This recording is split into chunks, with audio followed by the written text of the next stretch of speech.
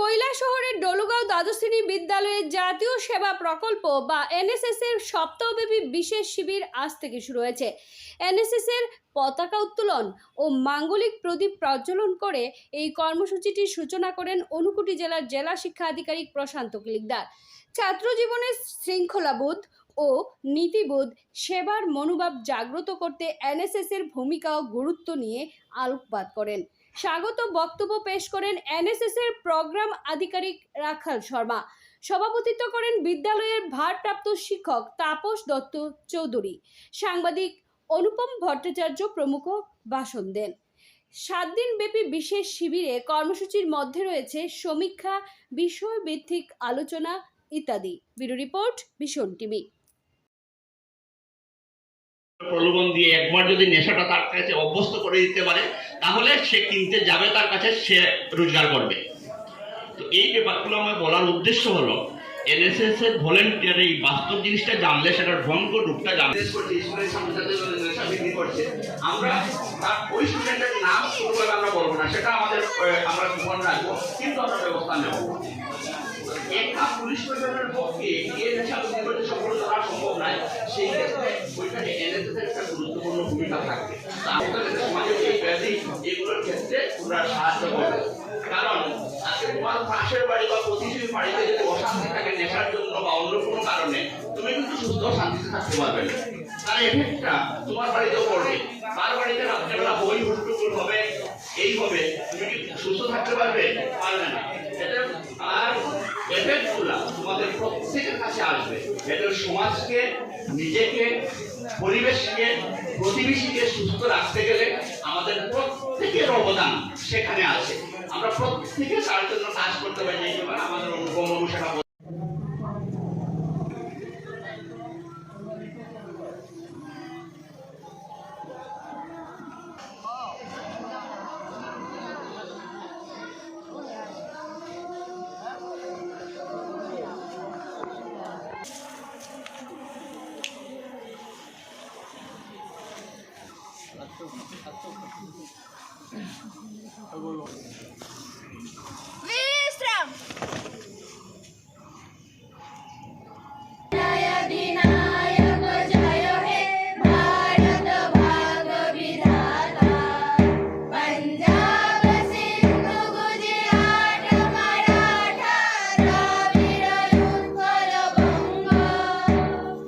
2024 ডলুগাঁও দ্বাদশ শ্রেণী বিদ্যালয়ের এনএসএস ইউনিটের অ্যানুয়াল স্পেশাল ক্যাম্প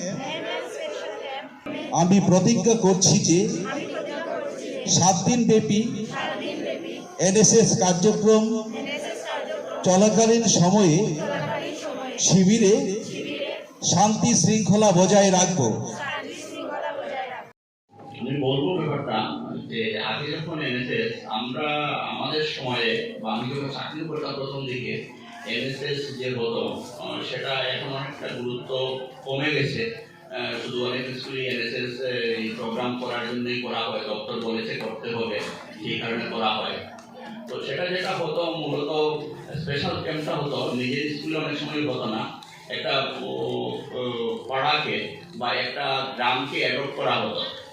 হ্যাঁ, তো আমাদের কৈলাসহরে কয়েকটা স্কুলের এনএসএস ইউনিট বিশেষ বিশেষ গ্রামকে দত্তক নিয়েছে। আমি জানি না এখানে দত্তক হলো যে এনএসএস ভলেন্টিয়াররা ওই গ্রামের সমস্ত কিছুর ক্ষেত্রে তারা নজর দেবে, গ্রামের যে সমস্যাগুলো আছে সেটা প্রশাসনের কাছে তুলে ধরবে, নিজেদের সামর্থ্য অনুযায়ী যা যা সমাধান করা যায় সেটা করবে। সেই ব্যাপারগুলো অনেকগুলো ব্যাপার যাই হয়তো না নিলে ভবিষ্যতে হয়তো এরকম নিলে কি হবে, যদি গ্রামের সঙ্গে এই এনএসএস এর স্টুডেন্টের একটা আর্থিক যোগাযোগ হবে, সেটা দু একটা স্কুলে দেখেছি। তো আগে ওইভাবে হতো এবং সেখানে স্টুডেন্টরা একসঙ্গে থাকতো, থেকে মানে শুধু দিনের বেলা তাদের কার্যক্রম নয়, রাত্রের বেলাও তাদের বিভিন্ন কার্যক্রম থাকতো। ধর্মের বিভিন্ন বর্ণের বিভিন্ন ভাষার ছেলেমেয়েরা থাকতো, কিভাবে একসঙ্গে থাকতে হয়, কিভাবে তাদের মধ্যে এই যে আমাদের মধ্যে সমাজের মধ্যে উঁচু নিচু এই ভেদাভেদটা থাকে না।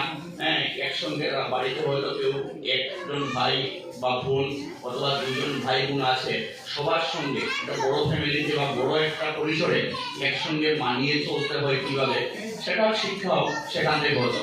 ওইভাবেই তার ক্যারেক্টার এবং ব্যক্তিত্বের বিকাশ ঘটতো। যে শৃঙ্খলা, তো শৃঙ্খলাটা আমি যখন এখানে চাকরি করতাম সেই সময় আমি দেখেছি এই বিদ্যালয়ের ছাত্রছাত্রীরা খুবই শৃঙ্খলা পরায়ণ। এখন ভারতবর্ষে একদম হায়ার সেকেন্ডারি স্কুল 11-12 থেকে শুরু করে university, technical university, technical college সব কিছু মিলিয়ে প্রায় 7,40,00,000 এনএসএস এর সঙ্গে রিলেটেড ভলেন্টিয়াররা আছেন সারা ভারতবর্ষে। এটা একটা বিশাল সংখ্যা। এই যুব সমাজ ভারতবর্ষকে মানে আমূল পরিবর্তন করে দিতে পারে, বিশাল শক্তি। এই যুবক একটা বিশেষ বয়সের, সে 17 থেকে 18 থেকে শুরু করে ইউনিভার্সিটি কমপ্লিট পর্যন্ত এই যে বয়সের, এই বয়সের হলো সবচেয়ে গুরুত্বপূর্ণ বয়স এবং একটা দেশের জন্য সেটা সবচেয়ে যে মানে জীবন গঠনের যে জ্ঞান বয়স, সেটা দেশকে পরিবর্তন করতে পারে। সেটার ক্ষেত্রে আমরা অনেক দেশের ক্ষেত্রে দেখেছি যে আমাদের বিশেষ করে প্রতিবেশী রাষ্ট্র বাংলাদেশের উদাহরণ, সেখানে এই বয়স ইউনিভার্সিটির ছাত্ররাই যে আন্দোলন শুরু করেছিল ভাষার জন্য, তার মাধ্যমে একটা দেশ ভাষার জন্য এবং ইউনিভার্সিটির স্টুডেন্টদের আন্দোলনের শুরুর জন্য পরবর্তী সময় সবাই অংশগ্রহণ করেছে, একটা দেশ স্বাধীন হয়েছিল। তো এনএসএস এর ভলেন্টিয়ারদের যে এনএসএস এর যে প্রোগ্রাম, সেগুলোর একটা মূল হলো স্টুডেন্টদের পার্সোনালিটি এবং ক্যারেক্টার গঠন। তার সে পার্সোনালিটি প্রথম সে বিশেষ করে ইউনিভার্সিটি কলেজে যাবে হায়ার সেকেন্ডারি থেকে, সেখান থেকে তার একটা খুব গুরুত্বপূর্ণ তার ক্যারেক্টার এবং পার্সোনালিটি গঠন, সেটা একটা বড় উদ্দেশ্য। হয়েছে মোমবাতি ফ্যাক্টরিতে যারা মোমবাতি তৈরি করেছে তার প্রতি আমরা দায়বদ্ধ, আমরা প্রত্যেকের কাছে দায়বদ্ধ। তাহলে এনএসএস মানে হচ্ছে সেবার মধ্য দিয়ে শিক্ষা। এখানে বেনি মাধব তাই